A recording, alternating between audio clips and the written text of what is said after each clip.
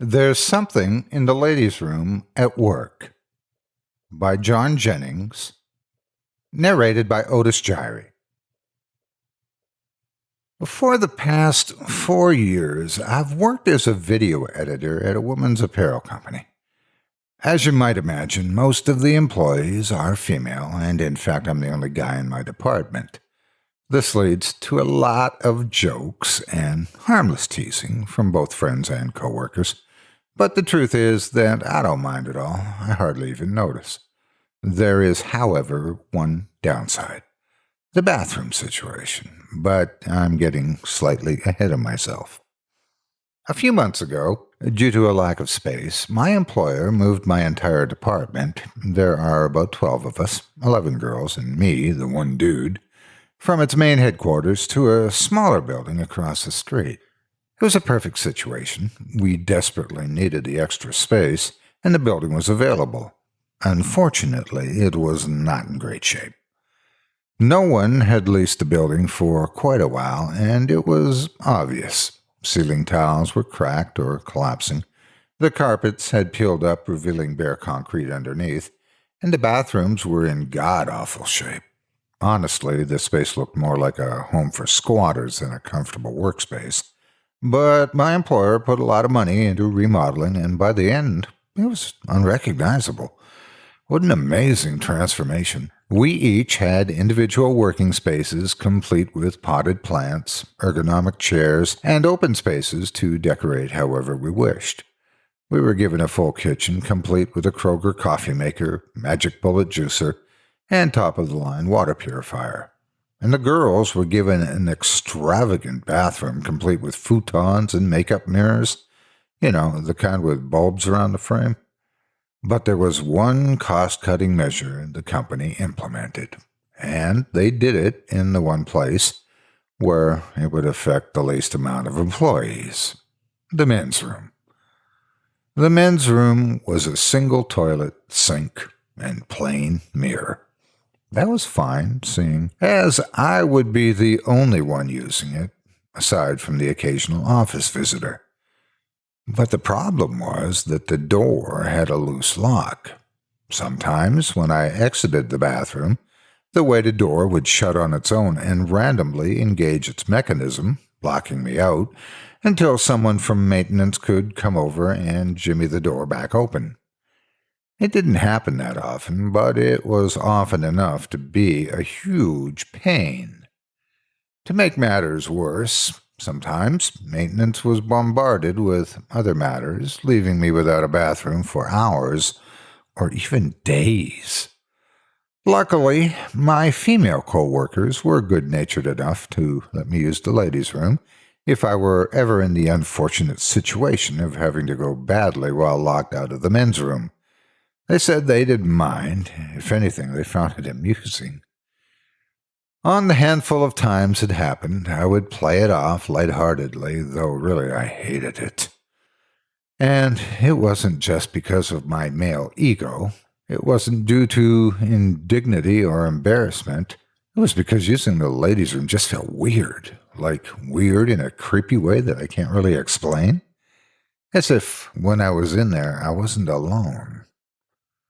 I vividly remember the first time I ever had to resort using it. It was on one of the days where the men's room lock had jammed that morning, and I had gone nearly a whole day without another bathroom break.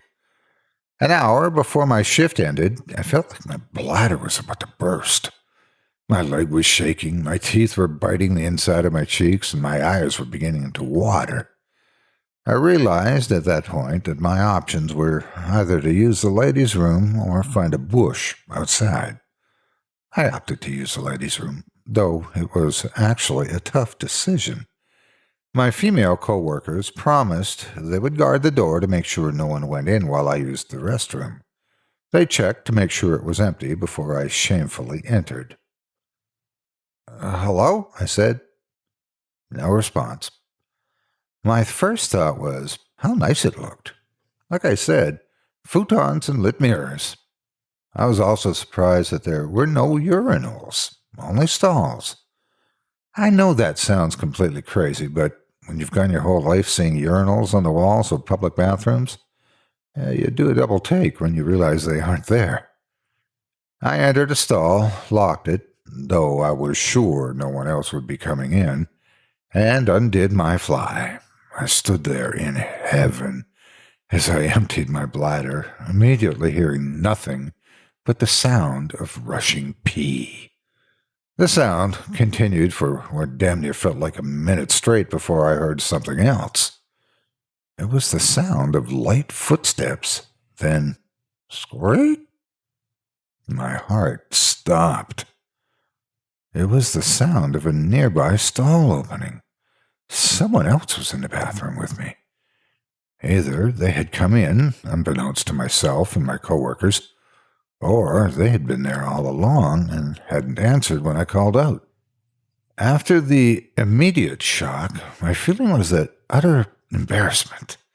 Here I was, standing in the ladies' room, unleashing a floodgate of piss, and some poor girl had to hear it. Some girl I worked with, and who was probably just as embarrassed as I was. Damn, this was awkward.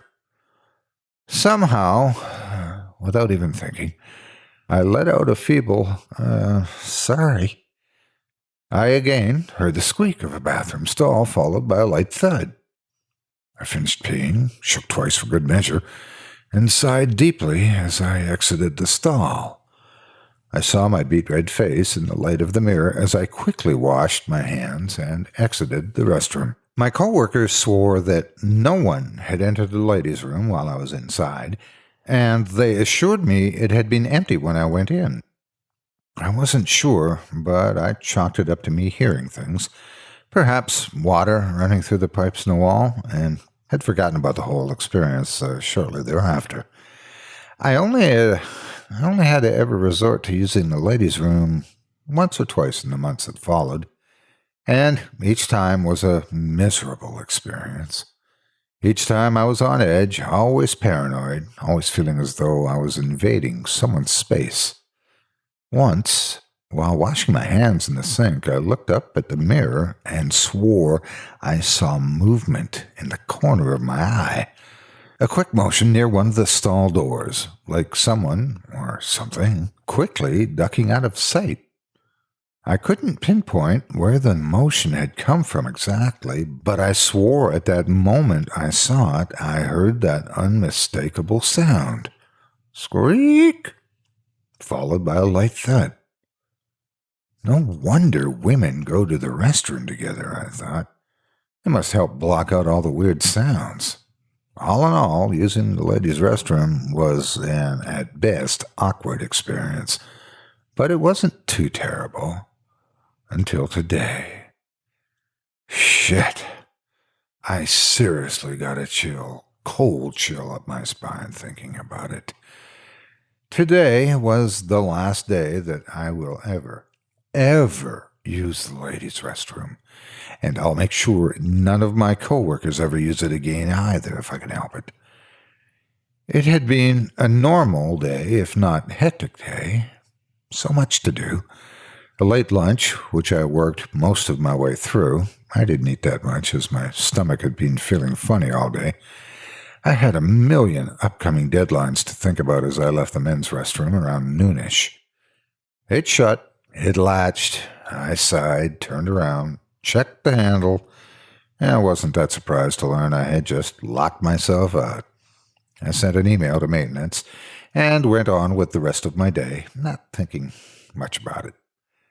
I soon realized that there was no way I'd make it home on time, especially when a last-minute project popped up an hour before I was supposed to leave. I felt a slight worry in my system. First, if I got home late, I might not be able to find a parking spot on my block. Second, I was dealing with quite a bit of indigestion and was feeling quite uncomfortable. But I worked as quickly as I could, hoping I could get out in time. Of course, the days you want to get home early are the days you end up working the latest. Sure enough, by 6 p.m., the last girl had left the office, and I wasn't nearly finished with my project. By 7:30 p.m., my stomach was killing me. It began to loudly rumble, and it wasn't an "I'm hungry" rumble, but rather it was an "I'm upset and bloated and you're about to have a mess" rumble. Sparing you too many details, let's just say I needed to use the restroom and use it badly. I looked at how much longer it would take my computer to finish processing my video project. 45 minutes. That, plus the half-hour drive home, meant there was no way I could wait. I went to the men's room and tried to open it. Click. Yeah, right. It was still locked, and maintenance had been too busy to fix it. I looked at the ladies' room and felt a twinge of nervousness for some reason, but shook it off and decided to head on in. Though my stomach, the way it was acting, I didn't really have a choice. I entered the ladies' room and quickly rushed to a stall, unbuckling my belt as I walked. Again, I'll try to spare you the details. But within 20 seconds of sitting down, I felt a twinge of horror. I began to hear footsteps. I listened closely, wondering if I was again imagining things. Thump, thump, thump. No, it was unmistakable. I was definitely hearing a walking sound. No, wait, not a walking sound. A crawling sound? My heart skipped a beat and my lungs turned to iron as I realized where the sound was coming from. It was coming from above me, directly above me. I looked up and the sound disappeared. For a moment, I heard nothing but the heavy ache of my own racing heartbeat. Then, squeak! It was at that moment I realized I wasn't hearing a stall opening. It was the sound of a ceiling tile lifting. As the tile directly above me slid open, ever so slightly, I know I saw it. My eyes widened, and my mouth dropped open as I stared at something that was staring back at me.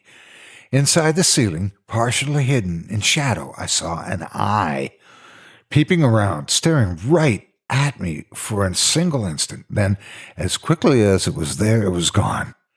The last thing I remember hearing was the light thud of a ceiling tile dropping into place. What happened next is a complete blur. I don't remember standing or even pulling up my pants. I don't remember grabbing my keys nor exiting the building.